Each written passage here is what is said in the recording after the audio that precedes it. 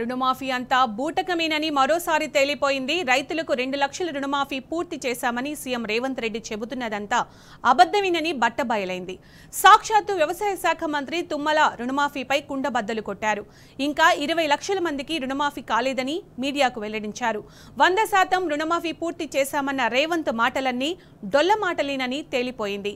CM ప్రగల్భాలు పలుకుతుంటే మంత్రి మాత్రం వాస్తవాలు చెబుతున్నారు.